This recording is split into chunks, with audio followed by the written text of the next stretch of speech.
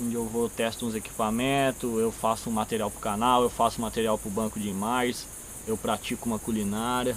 Ah, isso daí é outro ponto importante, que eu lancei essa ideia meio chapado lá no alto. Falei, que bosta, né, velho, escrever livro de receita. Depois eu fiquei pensando nisso, eu dei uma pesquisada e não existe nada disso, pelo menos aqui no Brasil eu não achei nada sobre livro de receitas de acampamento, larica na fogueira, receitas ao ar livre, café no porta-malas. Não sei ainda qual é que é o título desse projeto. Então eu tô trabalhando em cima dessa ideia aí, tipo, onde eu vou buscando e testando e anotando ali umas comidas diferentes, umas coisas novas que eu vou aprendendo e praticando. Esses dias aqui que eu tô no sítio já fizemos aí uma pizza no tambor mesmo, na fogueira. Hoje cedo eu colhi uns brotos de bambu para fazer conserva. Tem gente que nunca viu, nem experimentou, nem sabe que essas coisas são possíveis. Vou fazer antes de ir embora ainda umas fotos para um café que uma mina aí pediu um café especial aí. Tentar fazer umas fotos na fogueira pro café dela, só para mostrar a embalagem. Eu acho que eu não vou ganhar nada com isso, mas a mina é gata, tem visão, né? Ela convidou para fazer umas fotos aí, achei legal, então eu tenho que criar um portfólio também, né? Que essa é a ideia do canal, né?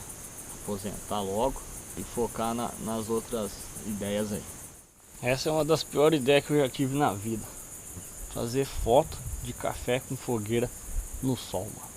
Eu queria estar num estúdio com ar condicionado, tirando foto da Cleo Pires, sei lá, mano.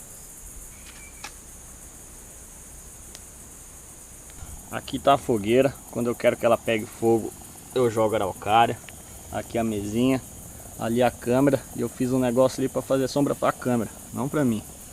E aqui eu tô esquentando o café no fogareiro mesmo, para dar um adianto no trampo. Já tá no jeito. Aí, ó.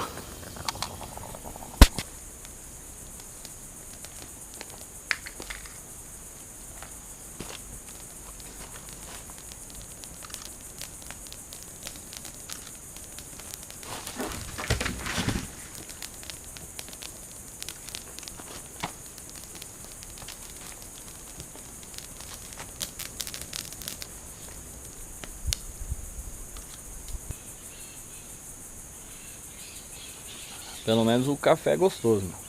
Sério mesmo. Sem açúcar nenhum, ó.